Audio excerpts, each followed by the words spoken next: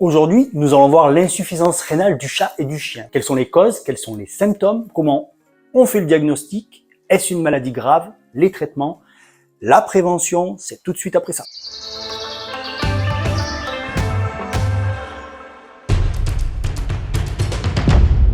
Les reins sont des organes qui filtrent le sang. Ils sont composés de néphrons, ce sont de tout petits filtres qui récupèrent les déchets qui sont dans le sang. Derrière ces filtres, le sang est tout propre et le rein aura mis de côté finalement les déchets qui se retrouveront dans l'urine. Lorsque les deux reins ont un problème de filtration, on parle d'insuffisance rénale. Il en existe deux formes. La forme aiguë, qui apparaît soudainement, subitement, et la forme chronique, qui s'installe plus progressivement et qui est plutôt due à une altération progressive du rein. Ici, nous allons nous consacrer dans un premier temps à l'insuffisance rénale chronique. Pour faire simple, il faut imaginer que chaque animal naît avec une certaine quantité de filtres dans ses deux reins et qu'avec l'âge, avec le vieillissement, certains de ces filtres disparaissent ou ne fonctionnent plus. La conséquence, c'est que le rein ne filtre plus aussi bien que lorsqu'il était tout jeune. Et donc, on a une accumulation de déchets dans le sang qui, normalement, devrait se retrouver dans les urines. Lorsque la maladie est déjà bien avancée, on observe d'ailleurs des urines qui ressemblent à de l'eau. Quasiment aucun déchet, finalement, n'est éliminé.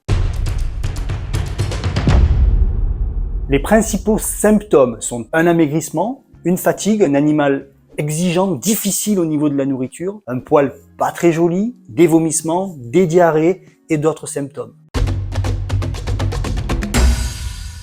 Le diagnostic se fait par des prises de sang ou des analyses d'urine. Chez quasiment tous les vétérinaires, on dose l'urée et la créatinine directement dans le sang. Si ces valeurs sont toutes les deux au-dessus des valeurs usuelles, le diagnostic est posé. Récemment, un autre paramètre, la SDMA, est mesuré dans certaines cliniques et permet une détection plus précoce de l'insuffisance rénale. Mais tous les vétérinaires n'en sont pas encore équipés. On peut également faire des échographies du rein pour mettre en évidence des kystes, pour mettre en évidence une diminution de la taille des reins, pour mettre en évidence des calculs, des tumeurs. Les analyses d'urine montrent des urines très peu concentrées en déchets, surtout lorsque la maladie est déjà bien avancée.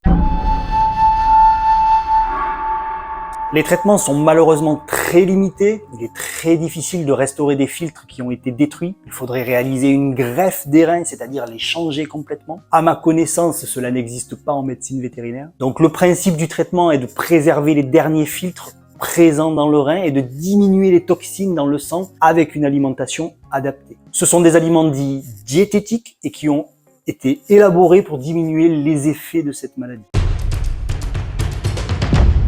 Parlons maintenant de la forme aiguë. Contrairement à la forme chronique, elle apparaît rapidement et elle est caractérisée par un arrêt total ou partiel de la filtration sur les deux reins. Les causes sont nombreuses, il peut s'agir d'une intoxication, d'une déshydratation, d'un coup de chaleur, d'une infection, la leptospirose chez le chien par exemple, ou d'un blocage urinaire par un calcul. Les calculs, ce sont des petits minéraux, des petits cailloux qui peuvent bloquer les voies urinaires. Quelquefois, les causes d'insuffisance rénale aiguë ne sont pas connues, on a du mal à les mettre en évidence.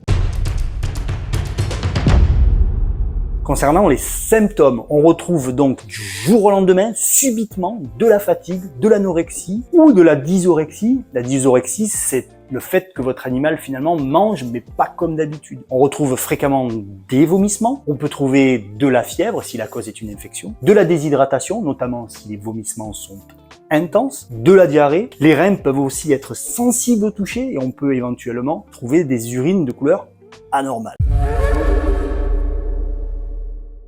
Le diagnostic se fait en grande partie par prise de sang. On note une augmentation de l'urée et de la créatinine qui est souvent plus importante que lors de la forme chronique. Il est également possible de faire des examens d'imagerie, des radios notamment. Si on veut rechercher des calculs, on peut les visualiser à la radiographie dans le rein, dans l'urtère, dans la vessie, dans l'urètre. On peut faire également des échographies des reins et des voies urinaires pour déceler une éventuelle modification dans l'anatomie de l'appareil urinaire, des déformations, la présence de calculs, la présence de tumeurs et autres choses.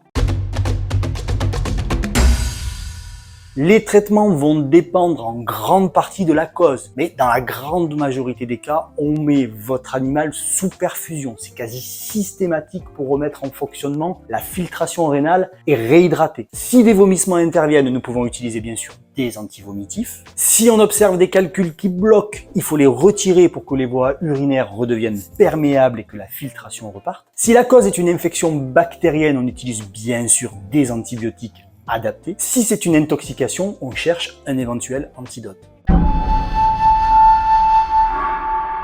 En prévention, il faut éviter tout ce qui cause la souffrance du rein. Attention aux coups de chaleur l'été. Vous pouvez vacciner votre chien contre la leptospirose. Elle est très souvent associée au vaccin annuel. Faites également attention aux produits toxiques qui peuvent être ingérés dans votre maison par vos chiens et par vos chats. Faites également attention à certains aliments qui favoriseraient chez certains individus sensibles la formation de calculs. Nous avons d'autres vidéos sur notre chaîne et sur notre site pour approfondir le sujet des vomissements et des diarrhées. C'est sur vetomania.fr. À bientôt.